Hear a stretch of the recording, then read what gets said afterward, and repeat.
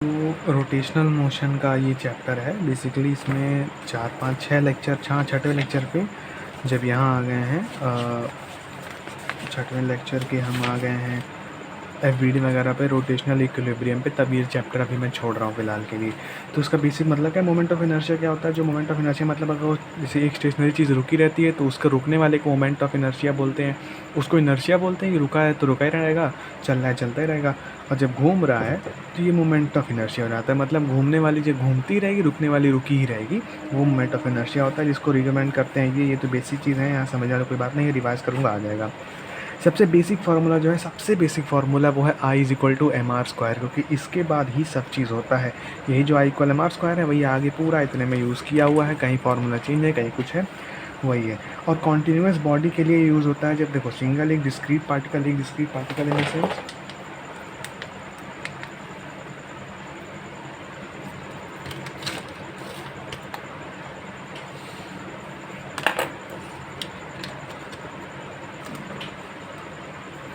एक discrete particle in the sense जब एक पार्टिकल होता है तो directly I is equal to M R square लगा सकते हैं।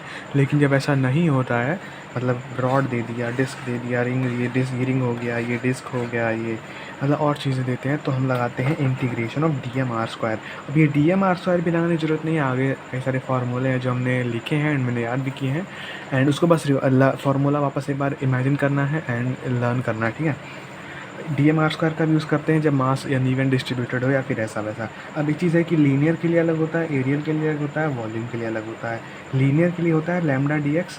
मतलब क्या होता है ना, लैम्डा डी एक्स का मतलब बेसिक ये है कि अभी तो वैसे चैप्टर पढ़ूंगा समझ में आएगा, सेंटर ऑफ मास वगैरह में ये चीज़ बताई जाएगी कि कोई भी एक बॉडी हो, ये सबके लिए है, चाहे वो गोला हो फिर चाहे वो वॉल्यूम के लिए स्फीयर हो, ठीक है।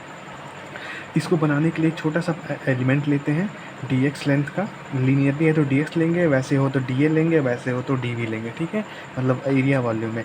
अब इस डी एक्स को यहाँ से लेकर के यहाँ तक इंटीग्रेट कर देते हैं तो वही एलिमेंट बन जाती है। मतलब वही स्ट्रक्चर मुझको बनाना सीखना है, मिस्त्री बनना है। तो उसके लिए होता है लैम्डा डी एक्स। लैम्डा क्या होता है, डेंसिटी इंटू ये होता है, ठीक है, डेंसिटी इंटू उसकी लेंथ होती है, ठीक है। ये मतलब ये इक्वेशन है, अभी देखो थोड़ा सा याद नहीं आ रहा है इस समय राइट नाउ, और ये चीज़ कोई ज़रूरत नहीं है, ये आगे है, पर ये परपेंडिकुलर एक्सिस थ्योरम है। और एक बॉडी के बहुत सारे मोमेंट ऑफ इनर्शिया हो सकते हैं, मोमेंट ऑफ इनर्शिया बहुत देर तक चलता है इसमें। अब ये सब क्वेश्चन जो है, इस क्वेश्चन में क्या है कि कभी कह रहा है कि इसके मतलब ऐसे गया होते, इस क्वेश्चन में कभी कह रहा है कि ये ऐसे गया हुआ है, कभी ये कह रहा है ऐसे गया हुआ, ऐसे गया। तो मतलब जिस भी एक्सिस के अलावा, अब ये पार्टिकल है, यहाँ पे ये रॉड नहीं है, ये पार्टिकल है, जिस भी एक्सिस के अलाउ निकालना है, हमेशा एक बात ध्यान रखना है कि जिस भी एक्सिस के अलाउ निकाल रहे हो उससे परपेंडिकुलर डिस्टेंस लेना है। अब ये वाला परपेंडिकुलर है, ये भी परपेंडिकुलर है, ये परपेंडिकुलर है, इसके लिए ये परपेंडिकुलर है, तो ये तो L√3/2 ये कैलकुलेशन करके आएगा। फिर ये इसी पे बेसिस ये पूरा क्वेश्चन है। फिर ये गोले के अंदर आ जाते हैं, यहाँ भी सेंटर से निकालना है तो सेंटर के अबाउट ये भी परपेंडिकुलर डिस्टेंस पे होंगे।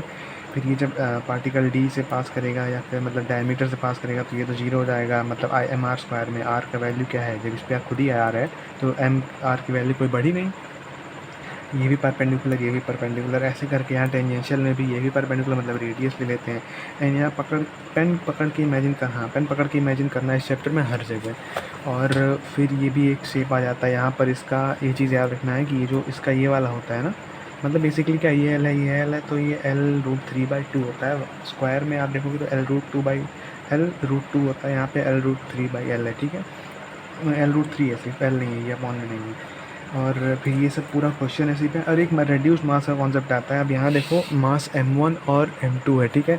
m1 कोई भी भारी हो सकता है, तो यहाँ माने कि m1 भारी है तो जो सेंटर ऑफ मास है x कॉम हुआ है वो इधर शिफ्ट हो गया है, तो शिफ्ट हो जाता है। तो उसको निकालते कैसे, पोजीशन वो होता है, इसका फॉर्मूला ये होता है। ये भी सेंटर ऑफ मास में पढ़ूंगा तो ये चीज़ रिवाइज हो जाएगी मेरी। फिर जब centre of when at centre of mass, अब जब सेंटर ऑफ मास पे ही बॉडी प्रेजेंट होती है, सिर्फ दो पार्टिकल सिस्टम के लिए, यहाँ पे देखो लिखा हुआ है फॉर ओनली 2 पार्टिकल सिस्टम। जब 2 पार्टिकल सिस्टम के लिए होगा तो I equal to mu R square. Mu मतलब होता है रेड्यूस्ड मास, ये भी सेंटर ऑफ मास से पढ़ूंगा। म्यू का मतलब ये m1 m2 m1 plus m2। फिर आ जाता है इंपॉर्टेंट पॉइंट, यहाँ मतलब ये लिखने की ज़रूरत है कि अब देखो ये ना, इसको ये मैं बाद में भूल जाऊँगा, ये चीज़ इमेजिन करने वाली है कि एक्सिस के जब ऐसे जाओ, अब मान लो कोई चीज़ अगर ऐसे है, अब जैसे यही रॉड है, ये है एक्सिस, ठीक है। तो जब एक्सिस इमेजिन करो बन रही है, डॉट डॉट वाली लाइन को इमेजिन करो कि ये बन रही है, तो डॉट डॉट डॉट डॉट ऐसे बनेगी, तो जिस भी डायरेक्शन में बनेगी उस डायरेक्शन की लेंथ मैटर ही नहीं करती है। अब ये चाहे 1 एल हो चाहे 1000 एल हो, मैटर नहीं करता है। जो इसका मोमेंट ऑफ इनर्शिया अगर इस एक्सिस के अबाउट निकाल रहे हो तो बस इसकी एक दूरी मैटर करती है, और इसका फॉर्मूला होता है I=mr²। सेम चीज़ यहाँ सर्कल में भी है। अब ये क्यों है दोनों का फॉर्मूला सेम? क्योंकि यहाँ भी इक्वल डिस्टेंस है, यहाँ भी इक्वल डिस्टेंस है। ये सर्कल ले लो, रिंग ले लो, ये सेम चीज़ है। अब देखो ये थोड़ा नीचे हो गया, समझने के लिए यहाँ पर करना है। फिर आ जाता है मोमेंट ऑफ डिस्क। अब moment of inertia of disc निकालना है, तो ये डिस्क का एक क्वेश्चन होता है। देखो ये बहुत ही इंपॉर्टेंट है। मास क्या होता है? Density into area. Mass is equal to density upon area है, ठीक है। ये डिस्क का mass equal to density upon area. अब यहाँ ये वाली चीज़ यहाँ है, तो एरिया क्या होता है? πr²। πr² इधर पहुँच गया, इधर मास है, इधर ये छोड़ो, ये फालतू है, ठीक है। हमको बस ये रखना है कि sigma is equal to mr²। ये जब मैं अभी वो पढ़ूंगा ना सेंटर ऑफ मास, तो उसमें आ जाएगा sigma is equal to m/πr²। और इसको ये सर्कुलर रिंग का एरिया भी पता करना पड़ता है, क्योंकि हम जो इंटीग्रेशन करते हैं वो करते हैं इंटीग्रेशन ऑफ dm और स्क्वायर। ये हो गया छोटा सा इनर्शिया मास अब इंटू आर का स्क्वायर, छोटा सा मास इंटू रेडियस, तो वही बराबर होगा, क्योंकि आर के टर्म में इंटीग्रेट हो जाएगा बाद में। और डीएम को लिखने का तरीका, छोटे से मास को लिखने का तरीका है उसका डेंसिटी इंटू उसका एरिया, ठीक है। Mass equal to density into area. तो डेंसिटी आता है total mass upon unit mass. अगर 10,000 किलो मास है तो एक उसका एरिया कितना होगा उसे डिवाइड कर दो, तो ये मेरा डेंसिटी आ जाएगा। और 2πr/dr क्यों है? क्योंकि रिंग अगर ऐसी होती है, इसको मैं लाइक ये रिंग है, इसको मैं कट करूं और ऐसे फैला दूं, तो ये जो लेंथ थी ये कितनी थी? 2πr रहेगी। जो ब्रेड्थ थी ये इसकी मोटाई, ये डी आर वाली, ये डी आर हो जाएगी, तो वो एरिया आ जाएगा। फिर यहाँ पर हमने सिंपल यहाँ पर रखा है और इसको ऐसे इंटीग्रेट किया है। और ये चीज़ एक है कि इसमें कई बार होता है कि बहुत ये आर के टर्म में ही मैक्सिमम ज़्यादा इंटीग्रेट करते हैं, तो यहाँ पर भी इंटीग्रेशन आर के टर्म में हुआ। एंड ये पूरा क्वेश्चन एक बार समझ लेना, भले एक दिन लग गया, कुछ घंटे लग गए, लेकिन इसको पूरा समझिए तब रोटेशनल मोशन वापस से चालू करना। फिर फॉर डिस्क होता है इक्वल टू mr डिस्क के लिए होता है I=mr²/2। अब डिस्क का ये देखो, ये याद करने वाली बात है। डिस्क जो है ना पूरी भर जाती है और पूरे में मास डेंसिटी भर जाता है, इसलिए ये याद करने वाली बात है। ये देखो बेसिक फार्मूला है, सबसे इंपॉर्टेंट ये जनरल फार्मूला है mr²/2। ये वाला क्या है? ये हॉलो डिस्क है, यहाँ पे हॉलो है, ये वाला एरिया भरा हुआ है, तो ये r1 हो गया, ये r2 हो गया। अगर ये पूरा भर जाए तो r1 0 हो जाएगा, तो मतलब यही चीज़ यही वाली चीज़ यहाँ पर वापस आ जाएगी। और ये रिंग के लिए है तो पीछे हो ही गया है, ये भी एक बार देख लेना है। फिर आ जाते हैं लेक्चर 2 पे। लेक्चर 2 में एक चीज़ ये बताए थे कि अगर मास m दिया है तो उसका फॉर्मूला वही लगेगा चाहे जो भी मास हो। तो यहाँ बस एक्सप्लेन थोड़ा ये कर रहे थे कि अगर m मास का ये लिया हूँ चाहे m मास का पूरा डिस्क लिया हूँ, फॉर्मूला यही लगेगा, ठीक है। ये इंटीग्रेशन मेथड वही again, integration of D M into r²। D M होता है sigma into T A, sigma होता है ये, डी ए होता है ये, ठीक है। अब यहाँ पे 2πr नहीं है क्योंकि ये क्या है, ये बस इतना है। अब ये जो भी है ये समझ लेना। फिर ये कट करने वाला केस, अब आ गया है कट करने वाला केस कि अगर मान लो m मास का था, मैंने उसे कट कर दिया, तो कट करेंगे यूजुअली एंगल में देंगे कि कितना पार्ट कट कर लिया, फिर किस शेप का कट कर लिया, तो 360/that डिवाइड करके डिस्क के केस में होता है।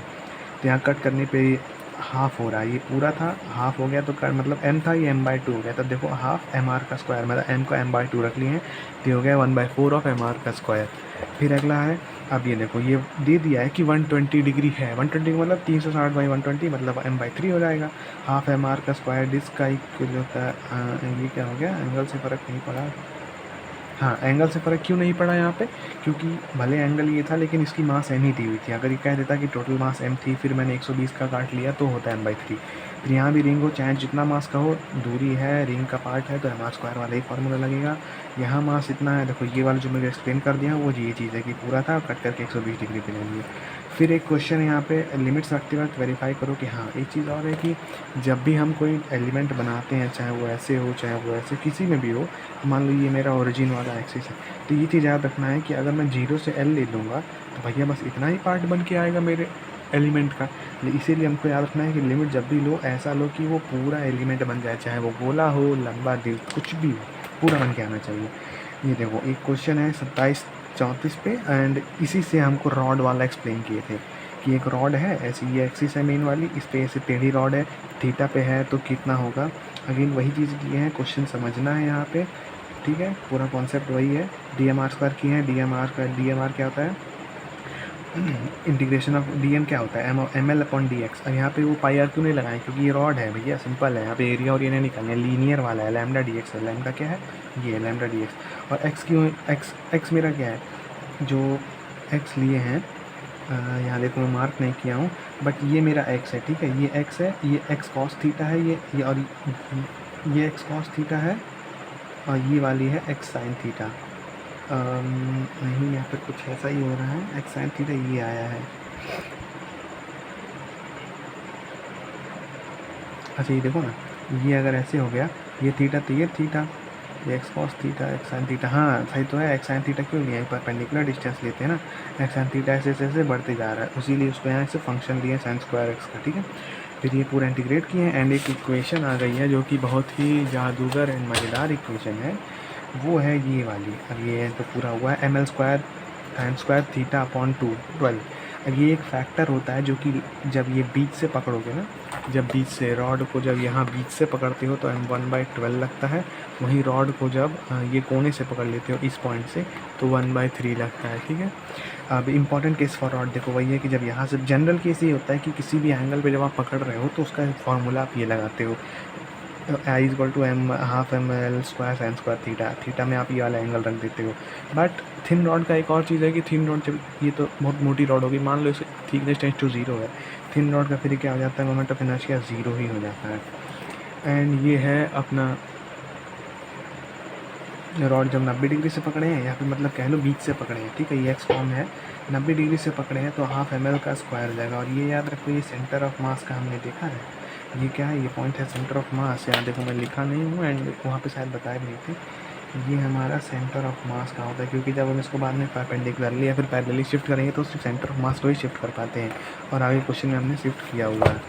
फिर यहाँ आता है एक्सिस थ्रू कॉर्नर, कॉर्नर पे पकड़ा, सेम फार्मूला लगाया, एक्स थीटा रखा, थीटा ये क्या हो गया, x/3 हो गया, क्यों हो गया पता नहीं, बस रख दो, ठीक है।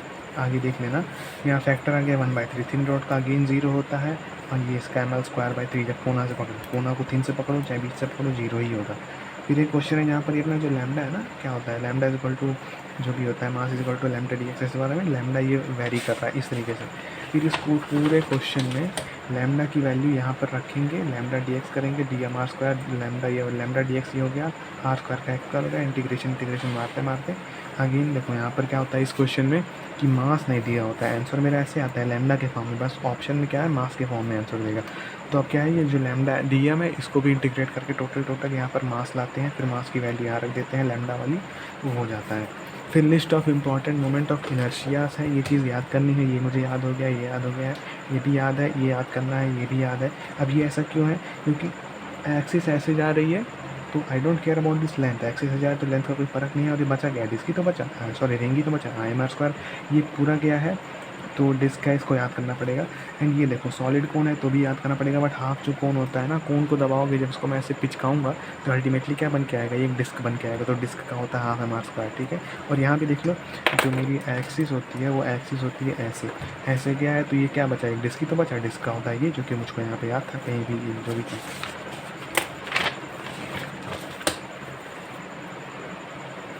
स्क्वायर प्लेट का रेक्टेंगुलर प्लेट का आगे दिया हुआ है, यहाँ पर अभी लिख लेना बाद में। सॉलिड स्फीयर का भी याद करना है, हॉलो स्फीयर का भी याद करना है। अब theorems of moment of inertia, theorem क्या होते हैं, पैरेलल एक्सिस थियरम और परपेंडिकुलर एक्सिस थियरम। सबसे पहली बात, जब भी शिफ्टिंग करोगे चाहे पैरेलली करो चाहे परपेंडिकुलरली करो, वो हमेशा सेंटर ऑफ मास से होना चाहिए। यहाँ कहीं मैं लिखा भी होगा बट वो सेंटर ऑफ मास से होना चाहिए। अब अगर पैरेलल है मतलब अगर देखो ये इसमें आ रहा है, हाँ ये अगर मान लो सेंटर ऑफ मास यहाँ पर है और इसके अबाउट मुझको पता है और मुझको इसके अबाउट चाहिए, तो उसका फॉर्मूला लगता है ई आई के जो है वो इस पोजीशन का है, सेंटर ऑफ मास वाले में कितना जोड़ना है, एम एच का स्क्वायर, एंड एम एच का स्क्वायर ही पूरे में लग रहा है जितना हमने जेई क्वेश्चन और क्लास वाले क्वेश्चन किए हैं उतने में। परपेंडिकुलर में क्या होता है कि परपेंडिकुलर में बेसिकली ऐसा होता है कि अगर ये एक्स एक्सिस है, ये वाई एक्सिस है और ये मेरी पेन जो है ये जेड एक्सिस है,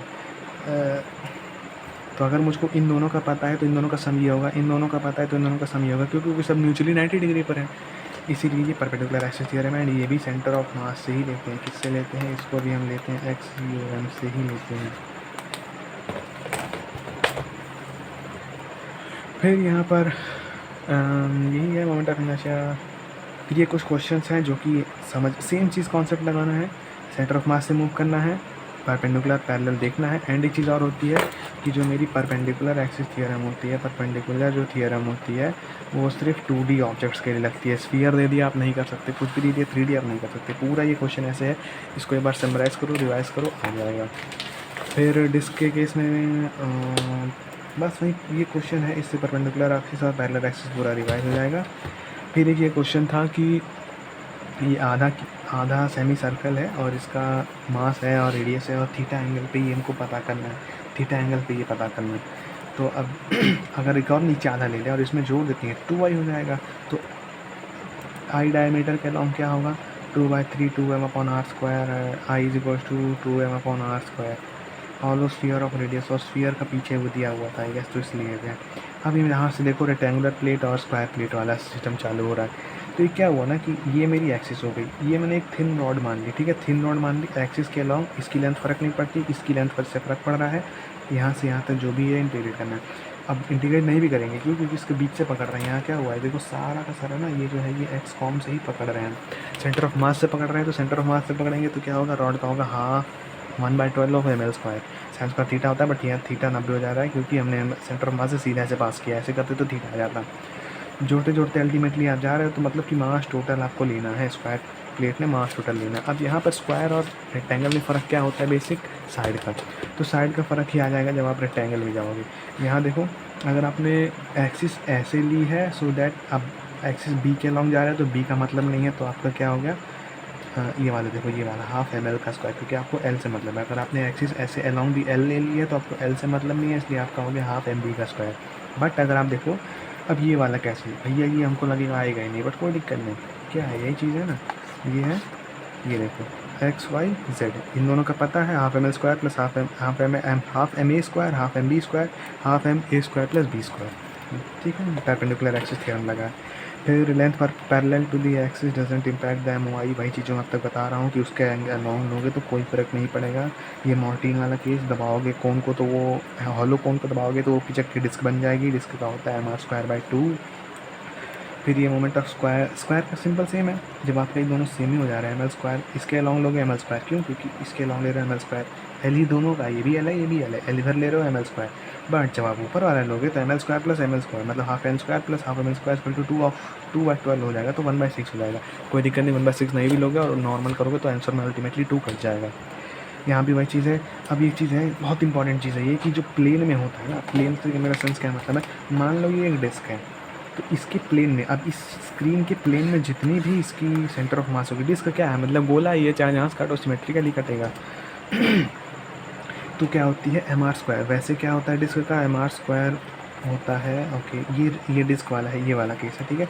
वैसे होता है mr²/2 होता है, बट जब आप इस वाले में ले लेते हो कि सिर्फ प्लेन में हो तो mr²/4 हो जाता है, mr²/4 हो जाता है। और इसी का परपेंडिकुलर जब आप लेते हो तो mr²/2 होता है, परपेंडिकुलर वाला, जब मतलब कि ऐसे ये वाला, ठीक है। आई गेस इसको मैं ऐसे कर भी सकता हूँ, mr²/2 प्लस mr²/2 तो हाँ देखो हो जाएगा, नहीं mr²/4 प्लस mr²/4, हाँ हो तो रहा है। देखो अगर मैं ये प्लेन वाले को ये दो एक्सिस मान लेता हूँ 90 डिग्री पे, 90 डिग्री पे, एक का क्या है mr²/4, दो से मल्टीप्लाई कर, तो क्योंकि IY equal to IZ plus IX, perpendicular axis theorem में क्या होगा, इसका 2 टाइम्स हो जाएगा, तो 2 टाइम्स ऑफ mr²/4, पहले हो ही गया, परपेंडिकुलर वाला आ गया। सेम स्क्वायर में भी है, यही क्वेश्चन ऐसे बनती है। रेक्टेंगुलर लैमिना अगेन वही चीज़ है। अब यहाँ पर एक क्वेश्चन है ये कि यहाँ से पकड़े हो तो कैसे घूमेगा, यहाँ से पकड़ा हूँ इसके लॉन्ग, तो मुझे बी की लेंथ का फ़र्क नहीं पड़ेगा, तो हाफ ml का एस इधर पकड़ूंगा तो हाफ mb स्क्वायर लेगा, क्योंकि एल की लेंथ का फ़र्क नहीं पड़ेगा, ये ऐसे ऐसे घूमेगा। फिर ये चीज़ वही है, क्वेश्चन है यहाँ भी यही चीज़ क्वेश्चन है। अब यहाँ देखो ये इसको शिफ्टिंग है, अभी आगे एक शिफ्टिंग का बहुत मज़ेदार इंपॉर्टेंट पॉइंट है कि कहाँ से शिफ्ट, हम हमेशा कि हम भूल जाते हैं कि सेंटर ऑफ मास से शिफ्ट करना होता है। फिर यहाँ ये सब क्वेश्चन है, जिसमें देखो जब क्यूबॉइड में आ गया है तो length into breadth into height हो गया है। बस इसमें भी क्या है, अगर एक्सिस अंदर की तरफ एक्सिस ले रहे हो, मतलब अगर एक्सिस ऐसे जा रहा हूँ तो एच की तरफ जा रहा हूँ, तो एच की तरफ में एच का मुझे मतलब ही नहीं है, सेम चीज़ है पूरे में। फिर यहाँ भी क्यूब में भी ऐसे, अब इसको बस इमेजिन करो, ये मान लो क्यूब है ऐसे, ये रख लो, अब घूमे कैसी, भाई कैसी घूमे, ऐसे से तो घूमी ऐसे से, ठीक है। ये है सेमी सर्कुलर रिंग है। अब इसमें देखो अगर एक्सिस अंदर की तरफ जा रही है तो मुझे फ़र्क ही नहीं पड़ता कि ये अंदर कितनी लेंथ की है, मतलब मुझे लेना क्या है सेमी सर्कुलर रिंग का ही। अब बट यहाँ हम लोग गलती क्या की है क्वेश्चन में, कॉमन गलती सब करते हैं कि सेंटर ऑफ मास भूल जाते हैं। हमको सेंटर ऑफ मास के अबाउट पता रहता है ना, सेंटर ऑफ मास तो यहाँ होना चाहिए था, बट जब ये रिंग आधी हो गई, यहाँ कुछ है ही नहीं, सेंटर ऑफ मास अंदर शिफ्ट हो जाएगा। तो अब इसका बड़ा ही भयानक क्वेश्चन लगाए हैं कि सेंटर ऑफ मास यहाँ था, अब सेंटर ऑफ मास अंदर शिफ्ट हो गया, मतलब यहाँ पे हमको पता करना है कि सेंटर ऑफ मास पे कितना है, बट हमको इस पॉइंट का पता है। तो आई न्यू हमको पता है कि एम आर स्क्वायर है, न्यू हमको कैसे पता है कि एम आर स्क्वायर है?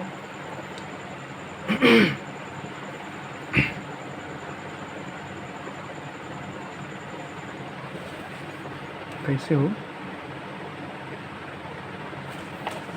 टाइमिंग भी नहीं लिखा हूँ, सो ठीक है। मतलब करना क्या है बेसिकली, जब आपको ना पता हो कि इस जगह का क्या है तो इसको सेंटर ऑफ मास को ही मान लो अगर आपको यहाँ पता था अंदर वाले पॉइंट पे देखो, मान लो आपको इस वाले पॉइंट का यहाँ का पता था, ये सेंटर ऑफ मास का यहाँ है, यहाँ का पता था तो यहाँ शिफ्ट कर सकते हो। तो पैरेलली आप ये भी तो कर सकते हो, अगर आपको यहाँ का पता हो तो आप यहाँ पे शिफ्ट कर सकते हो। यही चीज़ इसमें लगेगी। कॉन्सेप्ट ऑफ मिनिमम एम क्यों भाई, सबसे मिनिमम एम कम होता है क्योंकि आप कहीं भी हल्का सा भी शिफ्ट करोगे तो आप प्लस एम का स्क्वायर करोगे, कुछ डिवाइड हो नहीं रहा तो मतलब घटेगा है नहीं, सब बढ़ेगा। तो मिनिमम जो होता है वो सेंटर ऑफ मास पे ही मिनिमम मोमेंट ऑफ इनर्शिया होता है, यही चीज़ इसमें है। फिर एक क्वेश्चन है जिसको मैक्सिमम मिनिमम से लगाया गया है। फिर ये भी वीआईपी क्वेश्चन है, क्यों? क्योंकि भैया इसको मैं भी अभी ज़्यादा समझा नहीं हूँ। एक तरीका इसका है कि एक बार डी को ज़ीरो कर देते हैं, फिर एक बार एल को ज़ीरो कर देते हैं, तो जैसे ऐसे आ जाता है तो ये हम ऑप्शन में ट्रायल मार सकते हैं। फिर लेकिन फिजिक्स का मेथड क्या है कि सेंटर ऑफ मास से थोड़ी दूरी पे, सेंटर ऑफ मास से थोड़ी दूरी पे माना ज़रूरी है। सेंटर ऑफ मास से थोड़ी दूरी पे आपने एक लेंथ ये डिस्क बना ली, एक एलिमेंट। अब एलिमेंट को आप ये सिंपल डी आई करोगे, डी आई क्या होता है डी एम क्या होगा रो डी वी, क्योंकि वॉल्यूम में है। तो M L square M pi R square upon L, इसका ये होता है ना वॉल्यूम ऑफ ए डिस्क होता है। फिर आप ये करोगे एम एल, क्वेश्चन है समझने वाला। फिर पैरेलल एक्सिस थ्योरम है, लगाया गया है क्यों? क्योंकि अभी देखो इसमें क्या है ना कि अगर ये मेरी ऐसी थी, ये मेरी सेंटर ऑफ मास है, यहाँ से मैंने ये ले लिया, तो पहले मैं इसके अबाउट फाइंड करूँगा, फिर मैं इसको पैरेलली शिफ्ट कर लूँगा इधर। अब मुझको पता चल गया कि पैरेलल एक्सिस पे कितनी है, तो मैं यहाँ से लेकर के यहाँ तक इंटीग्रेट कर दूँगा। तो वही चीज़ इसने किया है, इसको समझ जाओगे पढ़ के। थिन रॉड में भी वही है। ये क्या है, हाँ एक चीज़ और है कि अगर भले ज़ीरो हो जाए, थिन रॉड का क्या इनर्शिया ज़ीरो होता है, तो क्या मैं ये मान लूँगा कि थिन रॉड अगर यहाँ पे आ रही है तो भी उसका कुछ इनर्शिया नहीं है, वो है inertia I C plus M R square. I C भले जीरो है, प्लस एम आर स्क्वायर करना ही करना है, ये चीज़ यहाँ पर भी है, सेम बचेगा। और बस होने वाला है। फिर ये क्वेश्चंस हैं कुछ, फिर सॉलिड सिलेंडर वगैरह के लिए कि ये length along the parallelly matter नहीं करता। पैरेलली मतलब क्या, अंदर घुसे फिर चाहे पकड़िए घुस चाहे यहाँ घुसा, मैटर ही नहीं करता, पूरी उस एक्सिस उस प्लेन की ही लेंथ मैटर नहीं करता। एडिटिव नेगेटिव सिस्टम में क्या, एक चीज़ इसका ब्रह्मास्त्र है वो ये है कि वी कैन ऐड और सब्ट्रैक्ट कॉमन एक्सिस के अलॉन्ग ही करना है। कॉमन एक्सिस के अलॉन्ग लाने के लिए आप शिफ्टिंग करोगे, एंड शिफ्टिंग के लिए याद रखो कि सिर्फ सेंटर ऑफ मास से ही शिफ्टिंग होती है और कहीं से शिफ्टिंग नहीं होती है, ठीक है। फिर ये कुछ क्वेश्चन है, एंड ये बहुत इंपॉर्टेंट है।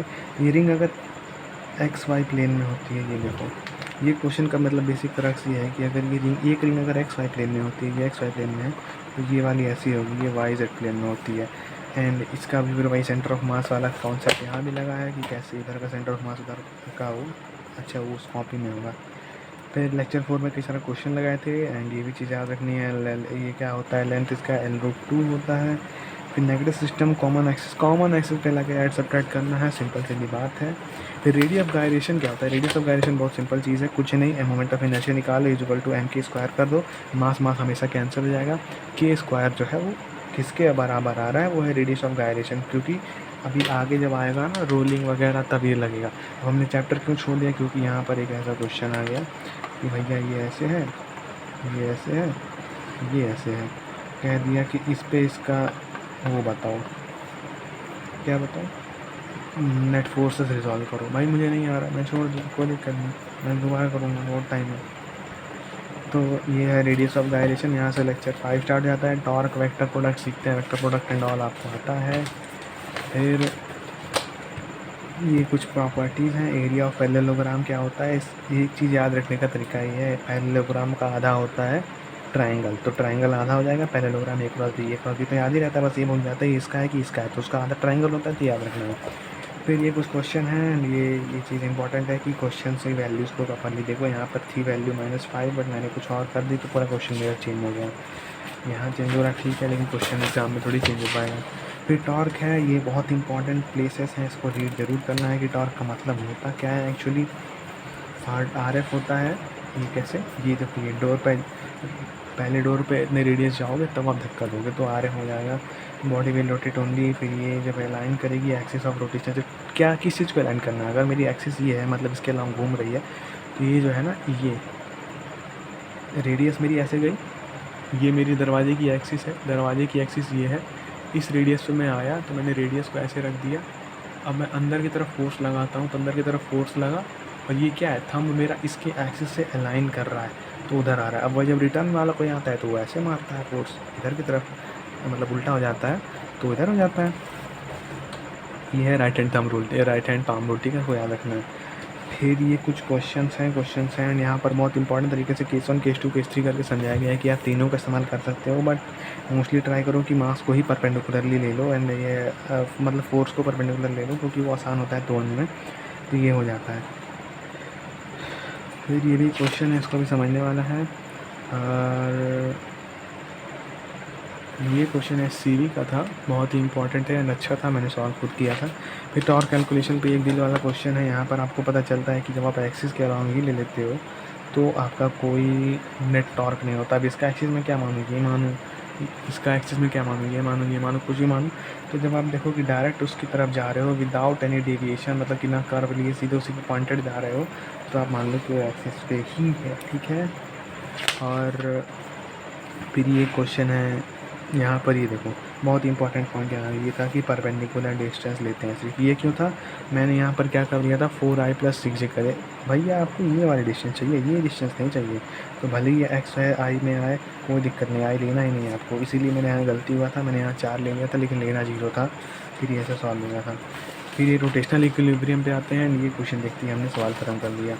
सो ये क्वेश्चन देखते हैं, हमने सवाल ख़त्म कर लिया एंड आई गेस कि आज है 2 बज के अभी बताओ 1 AM हो रहा है, 14 तारीख हो गया है 8 का 2025 का, ठीक है। ये हो गया है, कल से कोचिंग बंद, कोचिंग नहीं जाऊँगा कल। अभी मैं भी मेरे पास 2 घंटा बचा है ना, 4 बजे हो रहा है, तो अभी मैं पहला लेक्चर जो भी होगा मोशन एंड प्लेन होगा, वो क्या शुरू में 4-5 लेक्चर को बकवास ही करेंगे, सब सिंपल में पढ़ाएंगे, सब आता है, क्वेश्चन जो लगाएंगे वो लगा लेंगे, वो सब करना है, ठीक है। एंड ये देखना जरूर, आधे घंटे में पूरा रिवाइज हो जाएगा।